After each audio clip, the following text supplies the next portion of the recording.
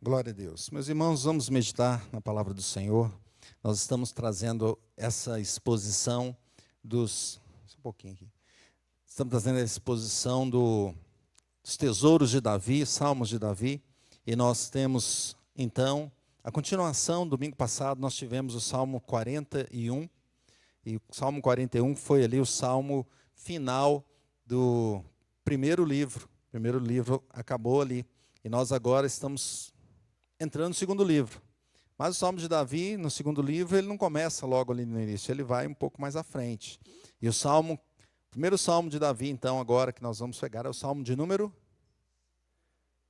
51. 51. Então vamos abrir a Bíblia no Salmo 51? Salmo 51. Eu convido você a ficar em pé mais uma vez.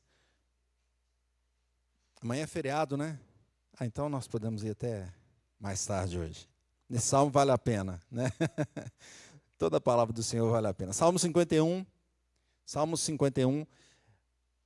diz assim, nós vamos ler, eu vou ler e eu vou pedir aos irmãos para lerem alguns versículos comigo. Guarda aí na sua mente. Tá? Versículo 1, 6, 16 e 17. Guardou? 1, 6, 16 e 17. Esses aí vocês vão ler comigo quando chegarmos lá. Então, ao mestre de canto, Salmo de Davi, quando o profeta Natã veio ter com ele, depois de haver ele possuído Batseba. Compadece-te de mim, ó Deus, segundo a tua benignidade e segundo a multidão das tuas misericórdias, apaga as minhas transgressões. Lava-me completamente da minha iniquidade e purifica-me do meu pecado, pois eu conheço as minhas transgressões e o meu pecado está sempre diante de mim. Pequei contra ti somente, e fiz o que é mal perante os teus olhos, de maneira que serás tido por justo no teu falar e puro no teu julgar. Eu nasci na iniquidade e em pecado me concebeu minha mãe. Eis que te comprases na verdade, no íntimo e no recôndito me fazes conhecer a sabedoria. Purifica-me com esopo e ficarei limpo. Lava-me e ficarei mais alvo que a neve. Faz-me ouvir júbilo e alegria, para que exultem os ossos que esmagaste. Esconde o rosto dos meus pecados e apaga todas as minhas iniquidades. Cria em mim, ó Deus, um coração puro e renova dentro em mim um espírito inabalável.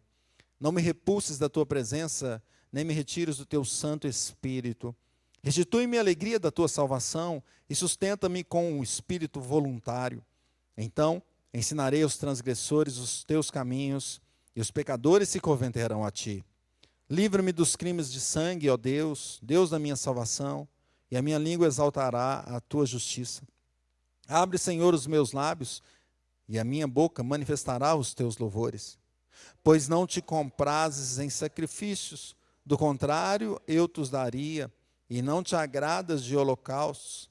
Sacrifícios agradáveis a Deus são o espírito quebrantado, coração compungido e contrito. Não desprezarás, ó Deus. Faze bem a Sião segundo a tua boa vontade, edifica os muros de Jerusalém. Então te agradarás do sacrifício de justiça, dos holocaustos e das ofertas queimadas, e sobre o teu altar se oferecerão novilhos. Glória a Deus. Feche teus olhos, vamos orar. Ó Deus, nós te agradecemos por essa leitura, por esse salmo que nós temos diante de nós, pela tua palavra que nos fala profundamente. Que seja uma noite abençoada. Abençoe teu servo para que ele fale a tua palavra conforme a tua vontade. Abençoe cada irmão que está aqui. Abra os ouvidos, abra o coração para receber a tua instrução. Quebranta o nosso coração nessa noite. Nós oramos em nome de Jesus. Amém. Podemos sentar, meus irmãos?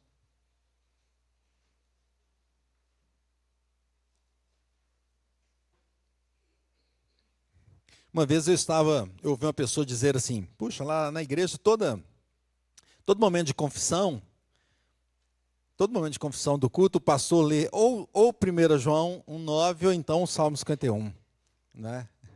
Ele falou assim, tipo, queria uma mudança, né? Eu até entendo o que ele está falando, porque a Bíblia toda tem passagens sobre confissão e arrependimento, que é o título, hoje, o mesmo título da versão ARA colocada ali.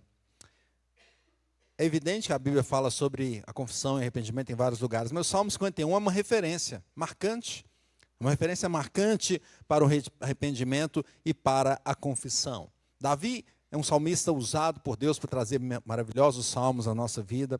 E nós percebemos que Davi, no primeiro livro ali, tem vários salmos de Davi.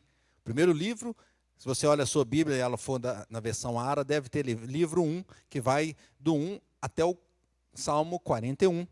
E o segundo livro, do 42 até o 72. Depois você tem o terceiro livro, que vai do 73, lógico, até o 89. E o quarto livro vai do 90, né? Lógico, né? 90 até o 106. E o quinto livro vai do 107 ao 150. Vocês são espertos, né? Até o 150. Então nós estamos agora no segundo livro. E esse segundo livro tem ali os salmos iniciais com os filhos de Corá. Nós chegamos nesse primeiro salmo de Davi, que capítulo é o Salmo 51, não é? E esse salmo tem um contexto histórico bem definido. Alguns salmos não falam o contexto histórico. Esse aqui é bem claro aí qual é o contexto histórico. E você viu na sua Bíblia, essa parte que está em itálico aí em cima, que é o título, que está no original, que fala que é o Salmo de Davi, o Salmo que foi, em algum momento, bem específico. Eu vou ler novamente. Ao mestre de canto. Salmo de Davi, quando o profeta Natã veio ter com ele, depois de ele haver possuído Batseba. Então, é esse o contexto. É esse o contexto. E lendo o Salmo, eu pedi para vocês lerem alguns versículos comigo, não é?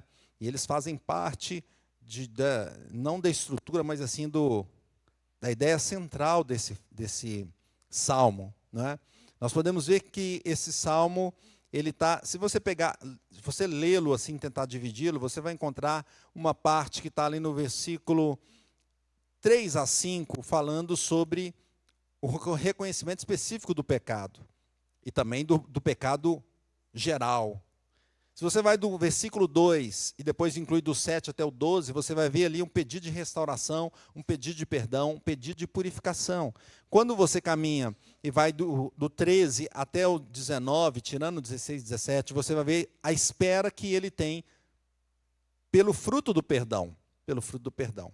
E esses versículos que nós lemos, que é... Qual que é? Primeiro, sexto... 16º e o 17º. Esses versículos aqui nos dão a linha do Salmo, nos dão a ideia central. Porque, vejam, o versículo 1, ele está pedindo ali que o Senhor o perdoe, né? Que o Senhor se compadeça dele, com as misericórdias do Senhor, e que apague as transgressões. Então, ele já fala de que se trata o Salmo. Né? E no versículo 6, ele está demonstrando aqui que essa é a verdade. E o Senhor se agrada dessa verdade. Essa é a verdade, a central. O perdão pelos pecados, o poder de Deus para perdoá-lo, está no centro desse salmo. E o versículo 16 e 17 fala que Deus tem prazer nisso. Então nós podemos tirar a proposição desse salmo, é que Deus se agrada do coração arrependido e confesso. Vamos dizer isso? Deus se agrada do coração arrependido e confesso. E quais os elementos que tem, então, essa confissão e esse arrependimento? Quais são os elementos que agradam a Deus com relação à confissão e ao arrependimento? Em primeiro lugar, agrada a Deus o reconhecimento do erro. Agrada a Deus o reconhecimento do erro. É fato que o pecado de Davi foi muito grave. Além de desejar a mulher do próximo, ele cometeu o adultério. E depois, para esconder a consequência do adultério, o que ele fez? Ele tentou manipular Urias. Né? Tentou manipular. Não satisfeito com o resultado, porque ele não conseguiu, o que ele fez? Colocou Urias na frente da batalha, não é? E falou, deixa ele sozinho lá. Puxa, é igual o jogador em impedimento, né? Joga a bola, o cara está sozinho em impedimento. Né? Só que aqui é a frente de batalha. Então ele morreu. Então, veja, foi grave isso, né? Gravíssimo. E quando tudo aconteceu, então ele poderia ter pensado assim, consegui resolver, consegui fechar todas as pontas, não é? O meu erro foi feito, agora eu consegui fechar todas as pontas. Mas Deus não deixou a situação dessa forma. Deus mandou lá o profeta Natã, e o profeta chegou a ele e falou com ele. E se você depois voltar na sua Bíblia, 2 Samuel 12, você vai ver essa situação de Natã chegando para Davi e contando para ele, oh, você ficou sabendo o quê? Falando com as minhas palavras, né? Chegou, tinha lá um rico e um pobre no local. Ah, e daí? O rico tinha vários animais e ovelhas e tal, né? E o pobre tinha uma só. E chegou um viajante, aí o que o rico fez? Foi lá, ao invés de matar uma dele para servir, né, no churrasco, né? Foi lá e matou do pobre, a única que ele tinha. Aí Davi ficou enfurecido. O que é isso? Quem que foi esse? Porque ele tem que pagar se ele fez isso. Aí Natã, foi você. Imagina o susto dele. Veja que Davi estava cego, ele não enxergou o que ele tinha feito. Toda essa situação grave em que ele se envolveu, ele não tinha percebido. E aqui é como se batesse aquela realidade no momento. Agora ele entendeu e abriram os olhos. E ele confessa então ao Senhor esse pecado. Ele confessa a Deus e fala, Senhor, eu conheço meus erros. Então aqui agora ele já está falando, eu conheço, eu vi, eu fiz. Veja que Deus se agrada desse reconhecimento do pecado. Que a gente chegue diante dele e fala, Senhor, eu sou pecador, eu falhei. Versículo 3, eu conheço as minhas transgressões, o meu pecado está sempre diante de mim. Eu não consigo fugir, ele aconteceu mesmo, é verdade. Ele não tentou manipular ninguém mais aqui. Ele não tentou contar uma mentira, tentar emendar mentira com outros para poder mudar a situação. Não, ele reconheceu o pecado.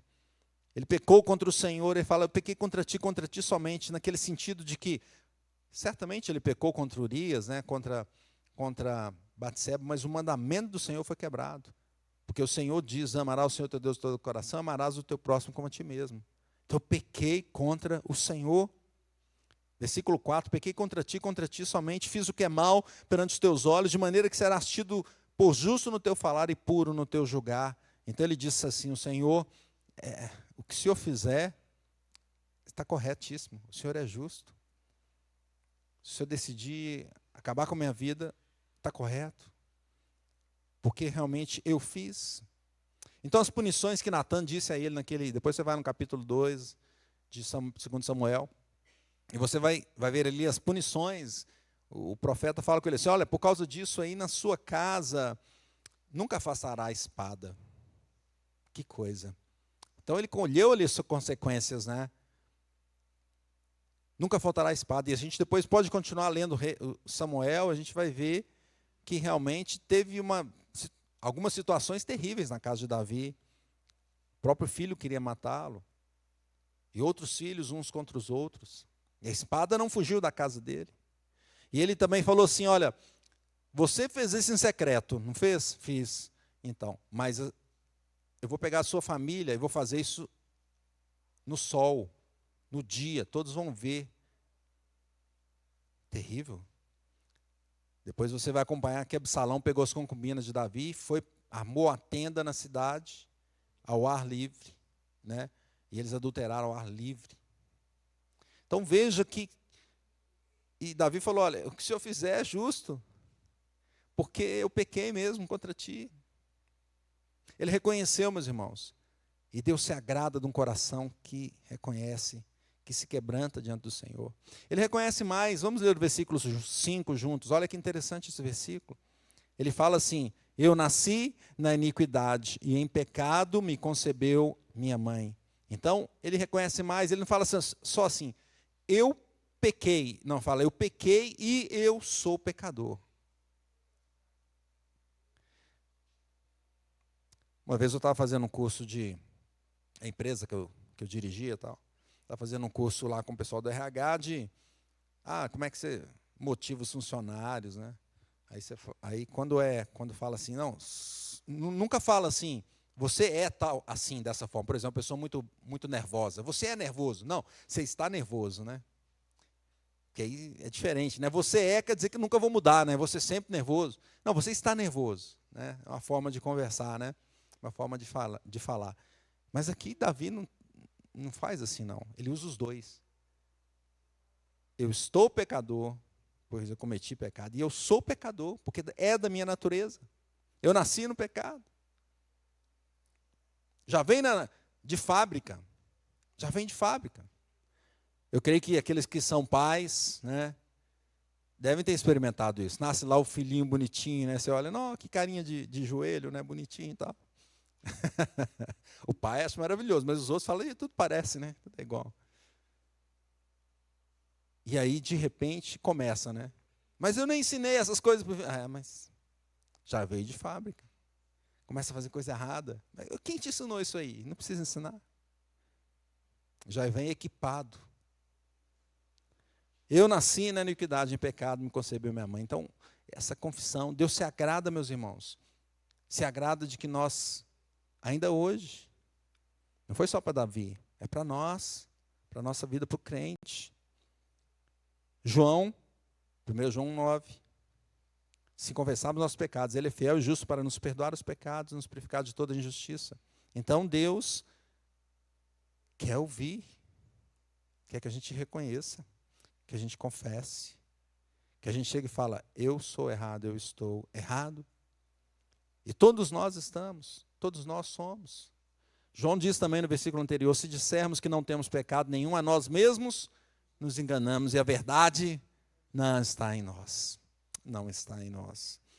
O homem que agrada a Deus, então, reconhece que é pecador, reconhece os seus erros, as suas falhas.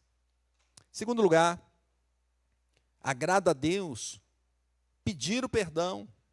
Então você reconhece e depois você pede o perdão. Veja o versículo de número 9. Davi fala assim, esconde o rosto dos meus pecados, apaga todas as minhas iniquidades. Ele está pedindo perdão, Senhor, perdoa. É como se ele falasse, esconde, né? Como esconder de Deus? Não conseguimos, mas é a forma dele falar. Deus, esconde o rosto dos meus pecados. É como se o Senhor não estivesse vendo, Deus, e apaga essas transgressões. Me perdoa, Deus, esquece os meus pecados. É como quando se escreve com lápis, não é? No início da nossa educação, ali na escola, a gente vai com lápis primeiro, né? Aí escreve com lápis, aí você tem uma borracha também, né? Eu gostava no início do ano, quando tinha um material, não sei quem gostava disso, acho que aquele gostava também. Vai ter um material, aí pegava o material, lápis, borracha, os cadernos e tal, aquele monte de coisa, é legal isso. Aí vinha com lápis, errava, puxa, pegava a borracha e fazia o quê? Apagava, né? Ia lá apagar o erro. Então, é isso, Senhor, apaga, o Senhor tem uma borracha que pode apagar, eu não tenho, mas o Senhor tem, apaga, Senhor, apaga. Ele pede para que o Senhor perdoe de verdade. Olha só, perdoar de verdade, né? Porque veja o versículo 11, ele fala assim, não me repulses da tua presença, nem me retires o teu Santo Espírito. Eu não sei se você já ouviu alguém dizer assim, eu perdoo fulano, mas nunca mais quero vê-lo. Você já viu alguém falar assim? Alguma situação que tem, aí a pessoa fala, não, está perdoado, mas nunca mais aparece na minha frente. Mas está perdoado ou não está perdoado? Davi fala assim, Deus, não se afaste de mim, não me perdoe e fala assim, então estou perdoado, mas vai embora. Não, Senhor, eu quero estar na tua presença, não tire o teu Espírito, o seu Santo Espírito da minha presença. Então o perdão que Davi pede aqui é completo, contínuo. Senhor, continua comigo, me leve, Senhor. Não me retire o teu Espírito. Por certo que ele lembrava do que aconteceu com Saul. Lembra que Saul, o texto diz que Deus tirou o espírito dele e pronto. O que aconteceu? Nunca mais conseguiu reconciliar. Talvez ele pensasse, não, que não aconteça comigo o que aconteceu com Saul. Mantenha o teu espírito comigo, Senhor. Mantenha. Eu peço perdão. Pela tua graça, Deus, pela tua graça. E hoje também devemos chegar assim diante de Deus, pedir perdão. Confessar o erro e pedir, Senhor, perdoa. Perdoa os meus pecados. O próprio Jesus nos ensina, Mateus 6, 12, perdoa as nossas dívidas, nós conhecemos essa oração, perdoa as nossas dívidas, assim como nós temos perdoado os nossos devedores. Uma vez, veja como é o coração do Senhor para perdoar. Uma vez Pedro chegou perto de Jesus e falou, mestre, quantas vezes nós devemos perdoar? Né? 7 vezes? Talvez ele tenha ficado feliz, não falei muito, né? 7 vezes, número da perfeição. Aí Jesus fala com ele, não, 70 vezes 7. Ele deve ter caído de costas. 70 vezes 7. Isso mostra como devemos ser, mas mostra também o coração de Deus, que é perdoador. Devemos pedir perdão. O pastor Marcelo mencionou aqui no início um texto conhecido por nós, de Crônicas 7,14. Se o meu povo que se chama pelo meu nome se humilhar e orar, e buscar minha face, se converter dos seus maus caminhos, então virei do céu, perdoarei os seus pecados e sararei a sua terra. Veja o Senhor falando, é como se você falasse assim, peça perdão. Já aconteceu isso com você que é pai? Ou mãe? Às vezes sua filha, seu filho, né? Já aconteceu comigo, né? A filha queria pedir uma coisa, mas ela ficou com medo.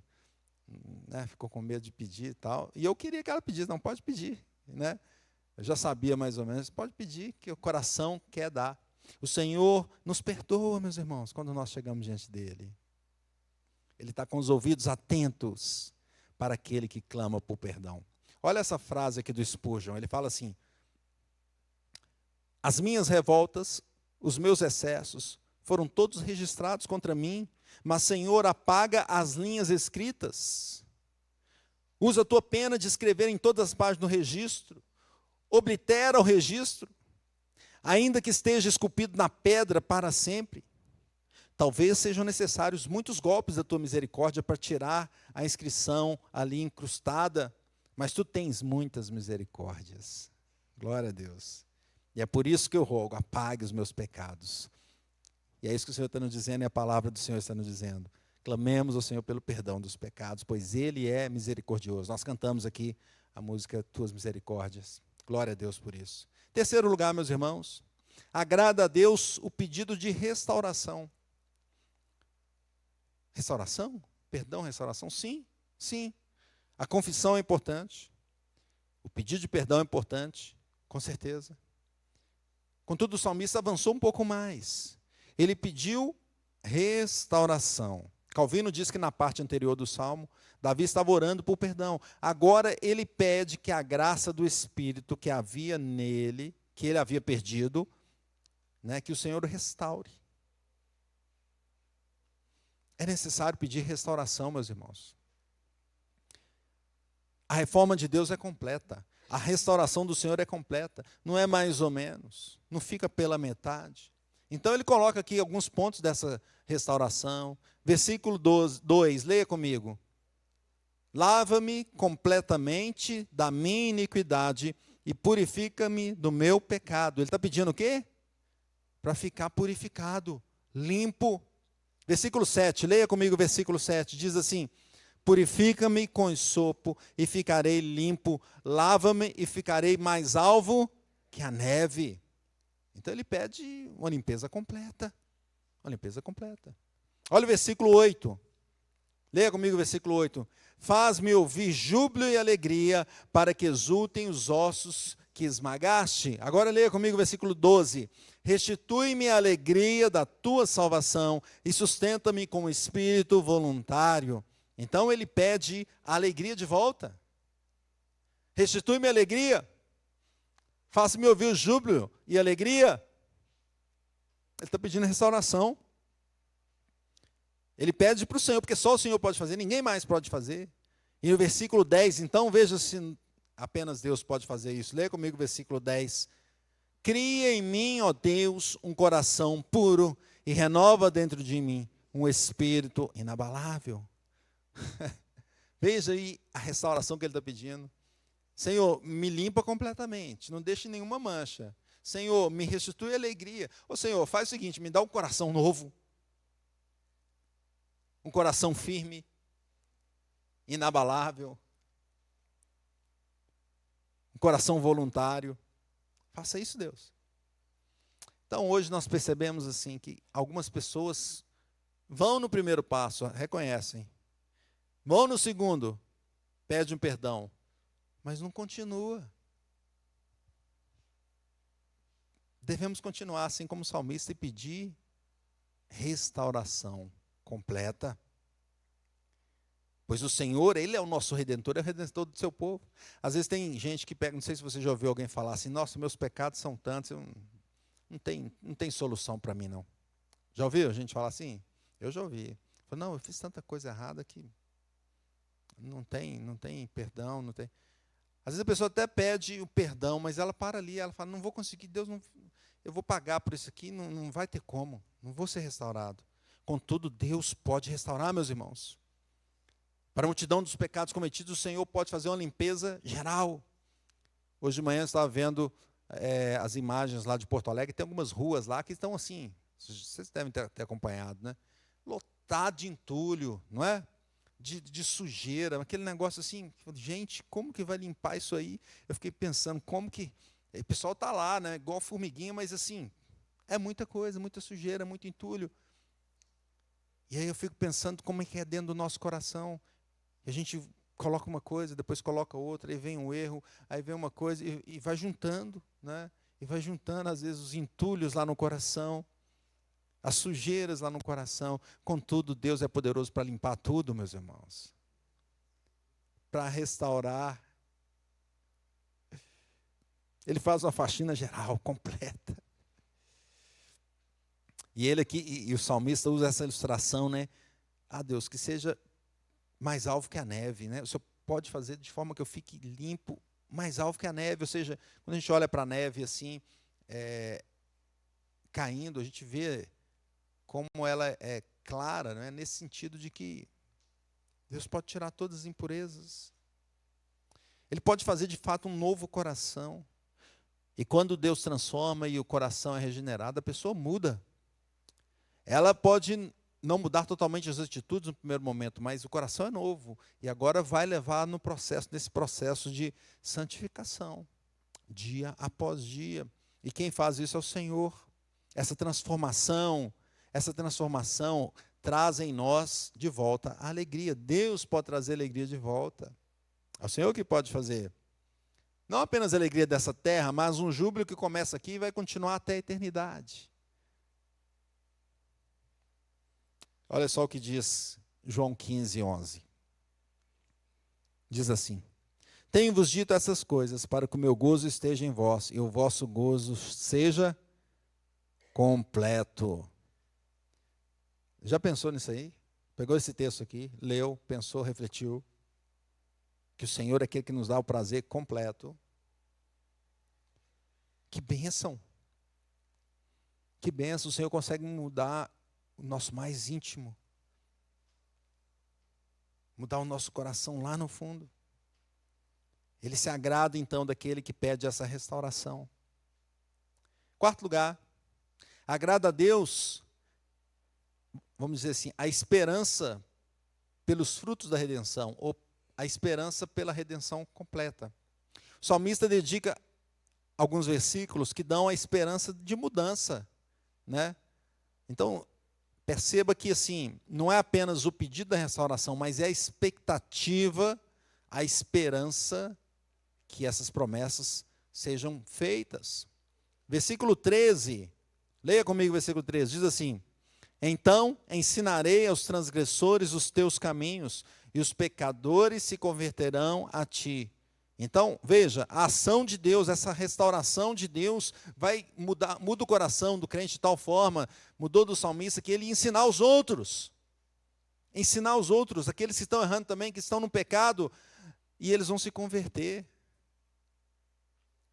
Leia comigo o versículo 14. Livra-me dos crimes de sangue, ó Deus, Deus da minha salvação, e a minha língua exaltará a tua justiça. Veja que a mudança de Deus traz o que na língua do salmista? Cânticos sobre a justiça de Deus, sobre a graça de Deus, sobre a palavra de Deus. Leia comigo o versículo 15. Diz assim: abre, Senhor, os meus lábios, e a minha boca manifestará os teus louvores. Então ele está esperando essa mudança. Os louvores verdadeiros que são agradáveis ao Senhor virão dessa transformação, dessa restauração. Leia comigo o versículo 18, diz assim: faze bem a Sião, segundo a tua vontade, edifica os muros de Jerusalém. Então veja que a mudança, ela é tão abrangente, ela não fica só naquele salmista ali, só em Davi. Ela vai para onde? Para Sião toda. para toda Sião. Ele estava falando só dele aqui, mas agora ele fala: faze bem a Sião, segundo a tua vontade. Edifica os muros de Jerusalém. A esperança dele de que essa restauração vai envolver toda a igreja. Feliz a nação cujo Deus é o Senhor. Leia comigo o versículo 19. Diz assim: então te agradarás do sacrifício de justiça, dos holocaustos e das ofertas queimadas, e sobre o teu altar se oferecerão novilhos. Então veja que agora Deus recebe os sacrifícios, porque a justiça é feita por Ele mesmo, a restauração é feita por Ele mesmo. Então Ele vai aceitar as ofertas queimadas, vai aceitar os holocaustos, vai aceitar os novilhos na antiga aliança, e agora na nova aliança, o sacrifício de louvores, porque Ele mesmo que fez.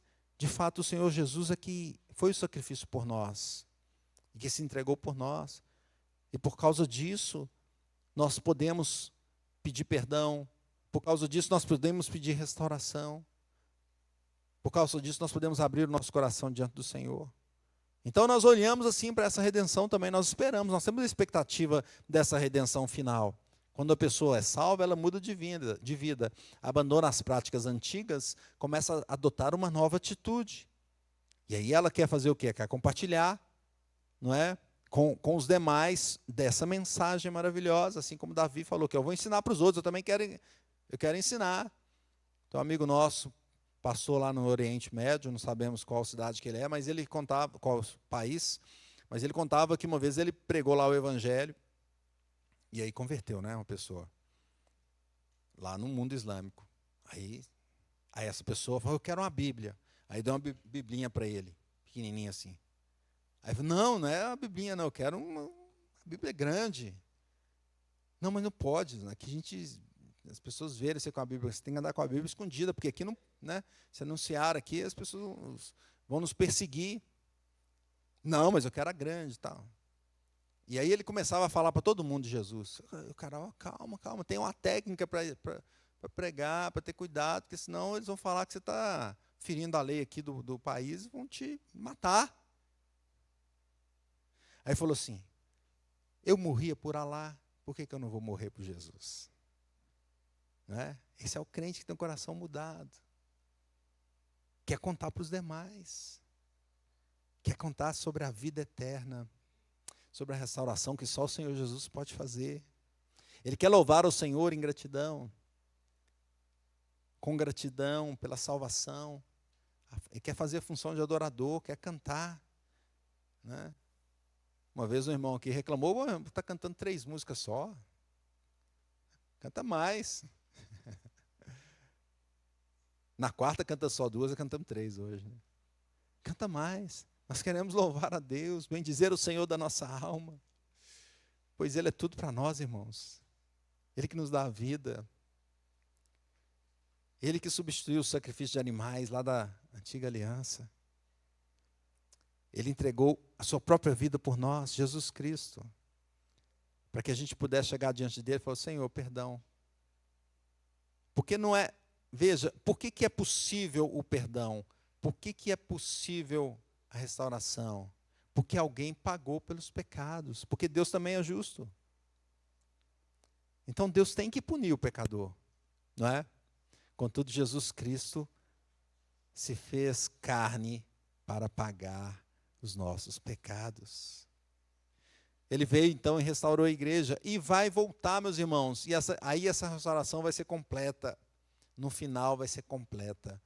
Novos céus, nova terra, corpo glorificado, uma nova vida com o Senhor, os irmãos vivendo em comunhão eterna.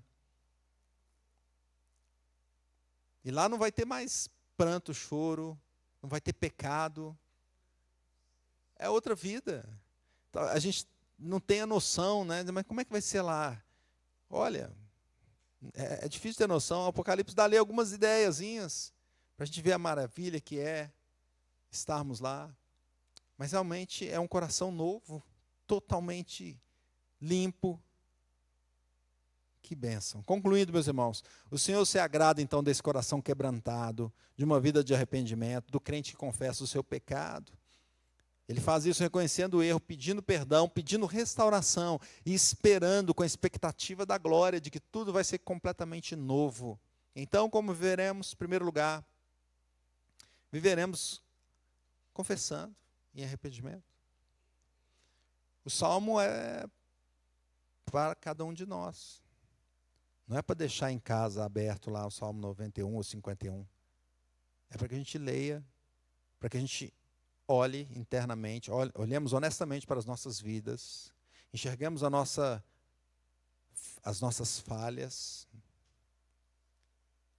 Pode ser até que a gente consiga algumas coisas neste mundo, algumas conquistas que nós temos, como Davi também teve grandes conquistas, mas em algum momento nós também cobiçamos o que não era para cobiçar.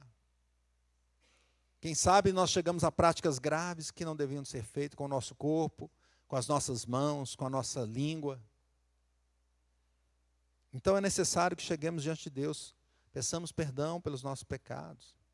Nós não temos o profeta Natan que vai chegar para nós e dizer o que aconteceu, mas nós já sabemos, e mais, nós temos o Espírito Santo que nos mostra o que é errado, e mais, nós temos a palavra de Deus que nos indica o que é certo a fazer, o que não podemos fazer, o que não devemos fazer, o que não agrada a Deus. Vamos pedir perdão, meus irmãos, viver uma vida em humildade diante do Senhor, clamar pela misericórdia dEle. Segundo lugar, para a gente orar, como viveremos? Vamos pedir uma restauração completa. Senhor, nos perdoa e, Senhor, restaura. Talvez nós também tenhamos algumas consequências do pecado em nossa vida. Quem sabe algumas áreas foram afetadas. Quem sabe a nossa alma ficou abatida por algum erro. Quem sabe a nossa família está desestruturada por causa dos caminhos errados que nós andamos. Quem sabe o nosso trabalho é improdutivo porque nós não estamos servindo adequadamente. Talvez tenhamos relacionamentos quebrados. Mas o Salmo diz que Deus pode restaurar. O Salmo diz que o Senhor pode fazer novo. Pode criar um coração novo. Pode nos limpar completamente. Pode nos ajudar a ensinar a palavra para os demais, a ter uma vida transformada.